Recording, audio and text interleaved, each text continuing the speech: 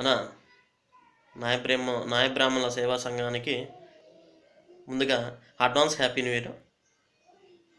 2017 సమస్యలతో కష్టానుష్టాలతో ఉంటే ఆ సమస్యలని 2016లో పోయి కొత్త సంవత్సరంలో ఆనందంగా ఉండాలి, భార్య పిల్లలతోటి అన్ని విషయాల్లోనే 2018లో అందరికీ మంచి జరగాలని కోరుకుంటూ మన నాయ బ్రాహ్మణుల తరపున ఒక 2 నిమిషాలు నేను మాట్లాడాలనుకున్నాను అన్న. మన కులం తరపు నుంచి, మన నాయ బ్రాహ్మణ తరపు నుంచి గట్టి ఉద్యమం ఏది చేయట్లేదన్న మనం. ఎందుకంటే స్టేట్ గవర్నమెంట్కి వినపడేలాగా మనం ఉద్యమం అయితే ముందుకు పోవట్లేదు. అన్ని కులాలన్నా, ఒక నాయ బ్రాహ్మణుల తరపు నుంచి అన్ని కులాలు ముందంజలో ఉన్నాయి.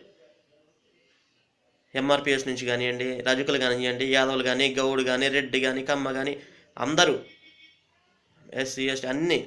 మొన్న లంబాడోళ్ళు ఉద్యమం చేశారు, ఎంత గట్టిగా ఉందన్న కేసీఆర్కి వినపడింది. అంత దగ్గరికి మనం వెళ్ళలేకపోతున్నాం.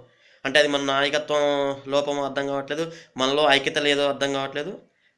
ఏదైనా అన్న ఒక యూనిటీ ఉంటే ఆ బలం వేరే. అందుకనే మన అందరం కలిసి ఒక ఉద్యమం రూపంలో మనకు కావాల్సిందన్న, ఉద్యమం అంటే మనకి ఏ అయితే సమస్యలు ఉన్నాయో ఆ సమస్యలనే ప్రభుత్వం దృష్టికి వెళ్ళటానికి ఒక నాయకుడు కావాలి. ఆ నాయకుడిని మనం ఏర్పాటు చేసుకుందాం. కేసీఆర్ గారు అన్ని కులాలకి అన్ని విధాల ఆయనైతే సమస్యలు వీళ్ళు మన అందరూ ఆయన దగ్గర విన్నపించుకుంటున్నారు, ఆయన గారు అయితే ఇస్తున్నారు.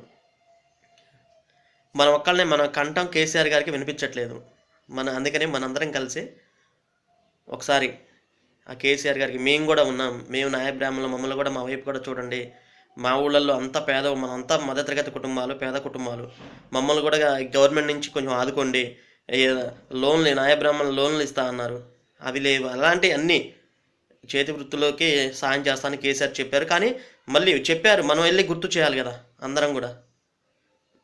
అందుకనే ఒకసారి యూనిట్గా ఏర్పడి అందరం ఒక ఉద్యమం రూపంలో చేద్దామని అన్నా. అసలు నిజంగా మన అధ్యక్షులు ఎవరో తెలియని వాళ్ళు 75% ఉన్నారన్న. మన నాయ బ్రాహ్మణ సేవా సంఘానికి అధ్యక్షులు ఎవరో ఊళ్ళల్లో, సరే ఎడ్యుకేటెడ్ చదువుకున్న వాళ్ళు అయితే అందరికీ తెలిసిందే. ఒకసారి ఆయన్ని కూడా ఒక ఇన్వైట్ చేసి అన్ని జిల్లాలకి ఒక్కసారి ఈ నాయ బ్రాహ్మణులు ఇప్పుడు పొలిటికల్లో కూడా అన్న అందరూ అన్ని కులాల నుంచి పొలిటీషియన్స్ ఉన్నారన్న. ఒక్క నాయ బ్రాహ్మణుల తరపు నుంచి ఒక్క ఎమ్మెల్యే లేరన్న. సరే ఎమ్మెల్యే కావాలని కాదన్నా, మన సమస్యలు ప్రభుత్వానికి తెలియపరిచే నాయకుడు కావాలి. అంటే ఊళ్ళల్లో లేనోళ్ళు, అంటే జిల్లా స్థాయికి జెడ్పీ సెంటర్కి రానోళ్ళు కూడా ఉన్నారు. వాళ్ళకి మనం అందరూ చైతన్యవంతులు చేసుకుంటున్నారు అన్ని కులాల నుంచి. మన కులాల నుంచి కూడా వాళ్ళని చైతన్యపరచాలి, మనోళ్ళలో కూడా మెచ్యూరిటీ రావాలి అందరికీ. మనమేం తక్కువ కాదు కదన్నా. ఇప్పుడు గత రోజుల్లో చూసుకుంటే నేను చదువుకునే రోజుల్లో 8-7 తరగతి చదువుకునేటప్పుడు స్కూల్కి వెళ్ళి నా కులం పేరు చెప్పాలంటే సిగ్గేసేదన్నా, కామెంట్ చేసేది తోటోళ్ళు. అప్పుడు నేను మగపిల్లగాడిని నేనే బాధపడేది. నాలాంటి వాళ్ళు ఇప్పుడు మన కులపోళ్ళే, మన ఇప్పుడు సెటిల్ అయిన వాళ్ళు అదే ఆవేదన ఎక్కడ కలిసిన.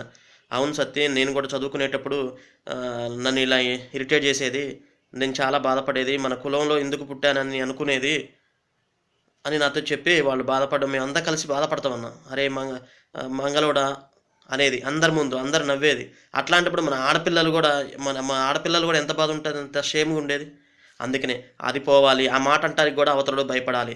మనమంటే అయిపోయిందన్న, మన పిల్లల పరిస్థితి, మన పిల్లలు ఎలా ఉండాలి. అందుకనే మన పిల్లలకి ఆ సమస్య రాకుండా ఆ పదాన్ని మర్చిపోయేటట్టు చేసి నాయ బ్రాహ్మణులాగా మనం క్రియేట్ చేసుకున్నాం. దీన్ని ఇంతే డెవలప్ చేసుకోవాలి, ఉద్యమం కూడా అంతే చేయాలన్న. అంటే అది మంగళుడు అంటే అది తప్పు పదం కాదు, కానీ అలా ఇరిటేట్ చేసేది అన్న. మన నాయి బ్రాహ్మణంలో పుట్టడం ఒక గొప్పతనం. అది అందకు ఎందుకంటే ఎవరు వచ్చినా మన దగ్గర తల ఉంచాల్సిందే కదన్నా. అది దానికైతే గర్వపడుతున్నాం.